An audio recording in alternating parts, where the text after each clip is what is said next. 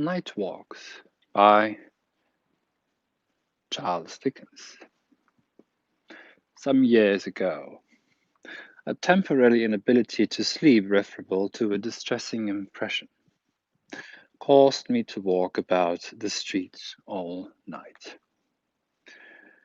for a series of several nights. The disorder might have taken a long time to conquer if it had been faintly experimented on in bed, but it was soon defeated by the brisk treatment of getting up directly after lying down and going out and coming home tired at sunrise. In the course of those nights, I finished my education in a fair amateur experience of houselessness. My principal object being to get through the night, the pursuit of it brought me into sympathetic relations with people who have no other object every night in the year. The month was March, and the weather damp, cloudy, and cold.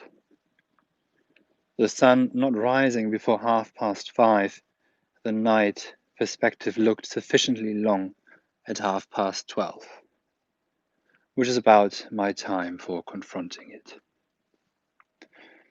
The restlessness of a great city, and the way in which it tumbles and tosses before it can get to sleep, formed one of the first entertainments offered to the contemplation of us houseless people. It lasted about 2 hours. We lost a great deal of companionship when the late public houses turned their lamps out, and when the potmen thrust the last brawling drunkards into the street. But stray vehicles and stray people were left us after that. If we were very lucky, a policeman's rattle sprang and a fray turned up. But in general, surprisingly little of this diversion was provided. Except in the Haymarket, which is the worst kept part of London, and about Kent Street in the Borough, and along a portion of the line of the old Kent Road, a peace was seldom violently broken. But it was always the case at London, as if in imitation of an individual citizens belonging to it had expiring fits and starts of restlessness. After all seemed quiet. If one cab rattled by, half a dozen would surely follow. And houselessness even observed that intoxicated people appeared to be magnetically attracted towards each other, so that we knew when we saw one drunken object staggering against the shutters of a shop, that another drunken object would stagger up before 5 minutes were out. To fraternize or fight with it. When we made a divergence from the regular species of the drunkard, the thin-armed, puff-faced, leaden-lipped chin drinker, and encountered a rarer specimen of a more decent appearance, 50-1, but that specimen was dressed in soiled mourning. As the street experience in the night, so the street experience in the day. The common folk who come unexpectedly into a little property come unexpectedly into a deal of liquor. At length, these flickering sparks would die away, worn out. The last veritable sparks of waking life trailed from some late pieman or hot potato man. And London would sink to rest. And then the yearning of the houseless mind would be for any sign of company, any lighted place, any movement, anything suggestive of any one being up, nay, even so much as awake, for the houseless eye looked out for lights in windows. Walking the streets under the pattering rain, houselessness would walk and walk and walk, seeing nothing but the interminable tangle of streets, save at a corner here and there two policemen in conversation, or the sergeant or inspector looking after his men, now and then in the night, but rarely. Houselessness would become aware of a furtive head peering out of a doorway a few yards before him, and coming up with the head would find a man standing bolt upright to keep within the doorway's shadow, and evidently intent upon no particular service to society.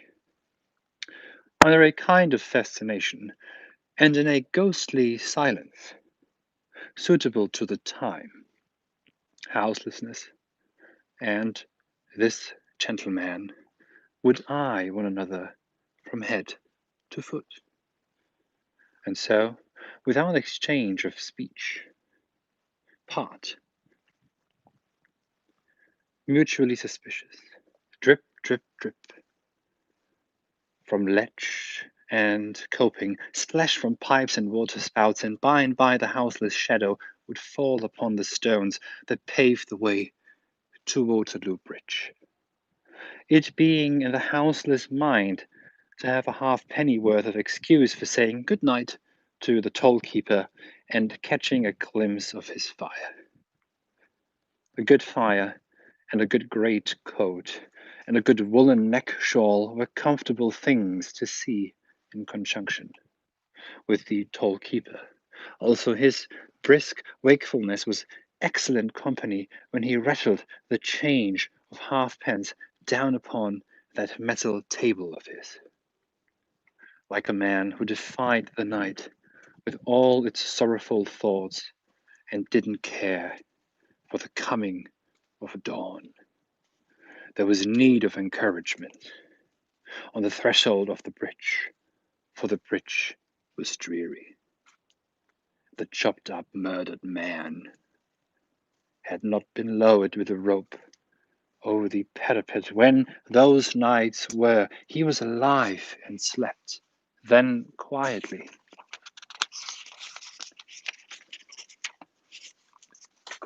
enough, most likely, and undisturbed by any dream of where he was to come.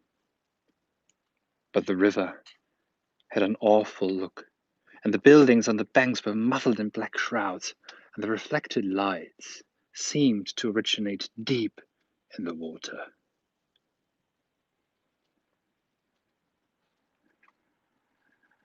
They seemed to originate deep in the water,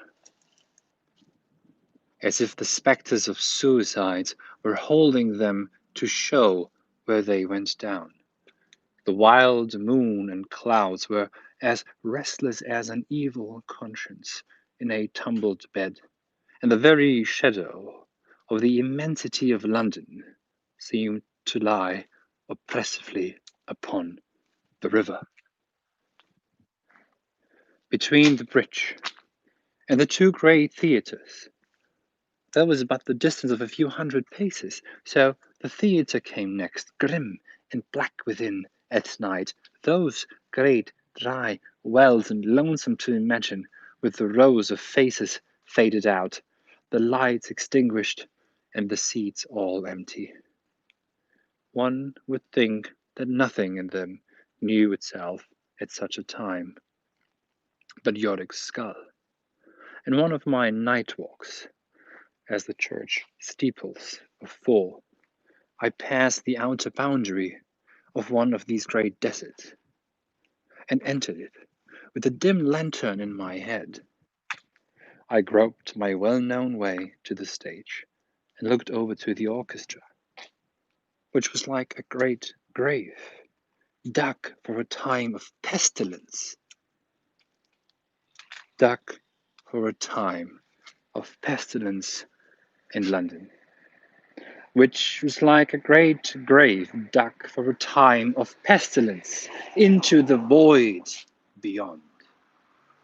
A dismal cavern of an immense aspect, with a chandelier gone dead like everything else, and nothing visible through mist and fog and space, but tiers of winding sheets, the ground at my feet, where, when last there, I had seen the peasantry of Naples dancing among the vines, reckless of the burning mountain which threatened to overwhelm them, was now in possession of a strong serpent of engine holes, watchfully lying in wait for the serpent fire, and ready to fly at it if it showed its forked tongue.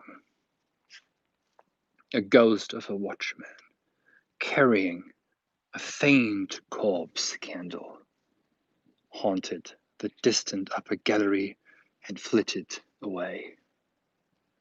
Retiring within the proscenium, and holding my light above my head towards the rolled-up curtain, green no more, but black as ebony.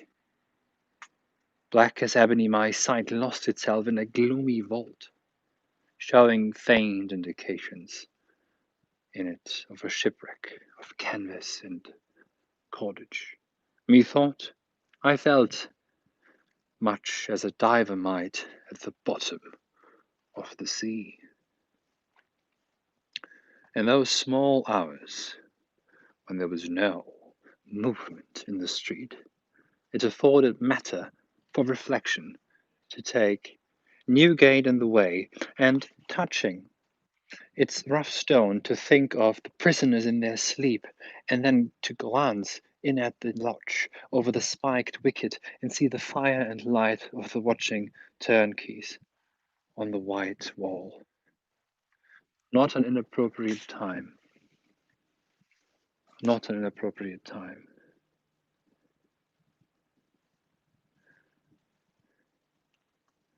Oh, not an appropriate time either to linger by that wicked little death's door, shutting tighter than any other door one ever saw, which has been death's door to so many. In the days of the uttering of forged £1 notes by people tempted up from the country, how many hundreds of wretched creatures of both sexes, many quite innocents, swung out of a pitiless and inconsistent world, with the tower of yonder Christian church of Saint Sepulchre monstrously before their eyes. Is there any haunting of the bank parlour by the remorseful souls of old directors in the nights of these later days? I wonder, or is it as quiet as this degenerate Asildama of Old Bailey? To walk on to the bank, lamenting the good old times and bemoaning the present evil period, would be an easy next step, so I would take it and would make my houseless circuit of the bank, and give a thought to the treasure within, likewise to the guard of soldiers passing the night there and nodding over the fire. Next, I went to Billingsgate, in some hope of market people, but it proving as yet too early, crossed London Bridge, and got down by the waterside on the Surrey shore, among the buildings of the great brewery.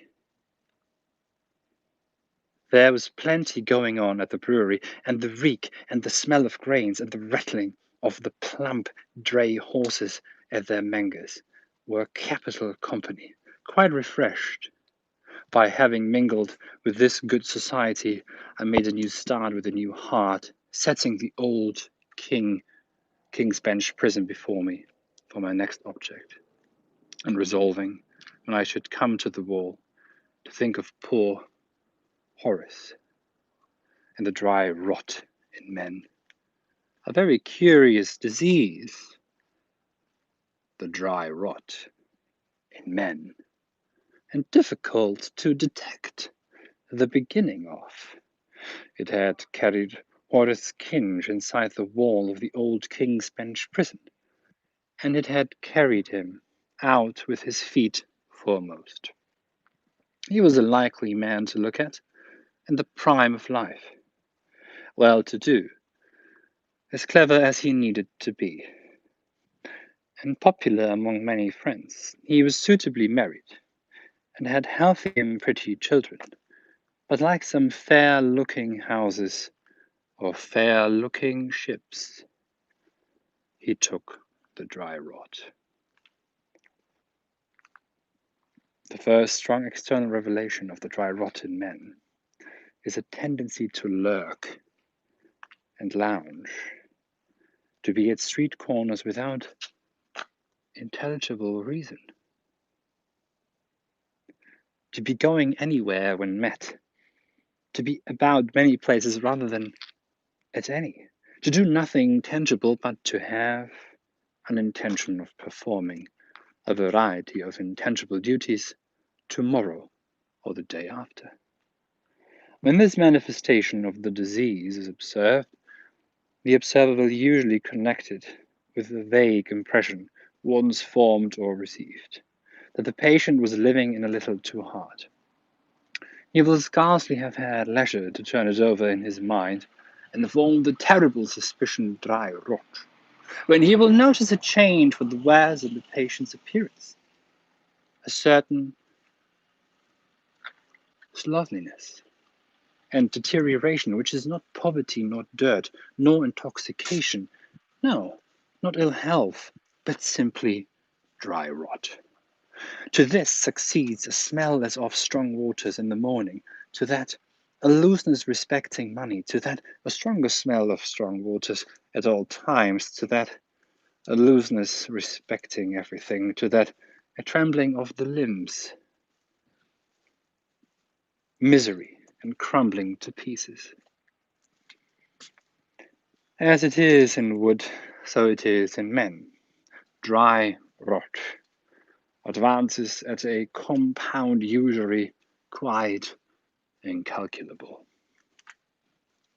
A plank is found infected with it, and the whole structure is devoted. Thus it had been with the unhappy Horace Kinch, lately buried by a small subscription. Those who knew him had not nigh done saying, so well off, so comfortably established, with such hope before him. And yet it is feared, with a slight touch of dry rot, when lo, the man was all dry rot and dust. From the dead wall, associated on those houseless nights with this too common story, I chose next to wander by Bethlehem Hospital, partly because it lay on my road to Westminster, partly because I had a night fancy in my head which could be best pursued with sights of its walls and dome, and the fancy was this. Are not the sane and the insane equal at night, as the sane lying and dreaming? Are not all of us outside this hospital who dream more or less in the condition of those inside it every night of our lives?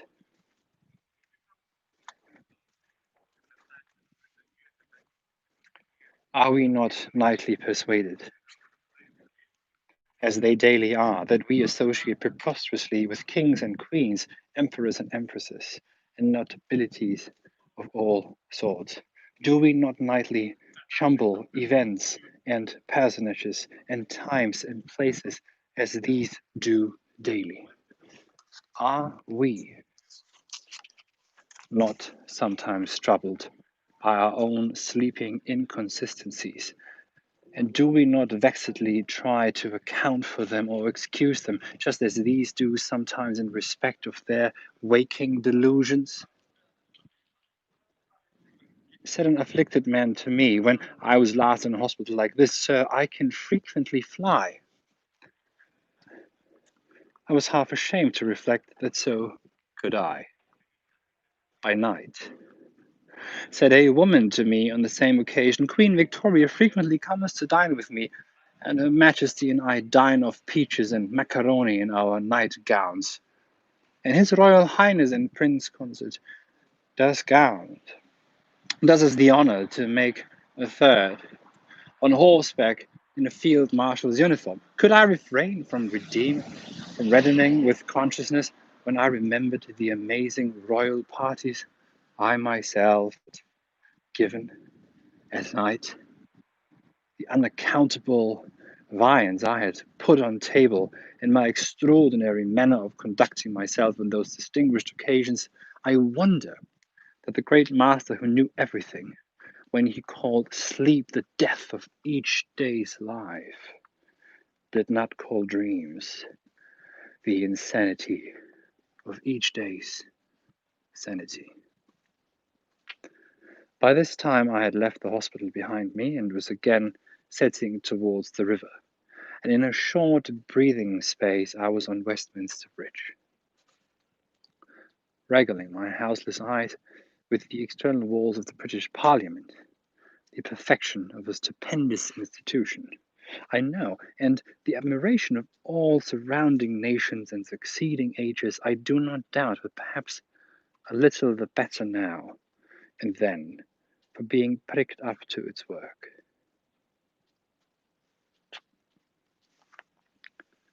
Dickensian night. Good night.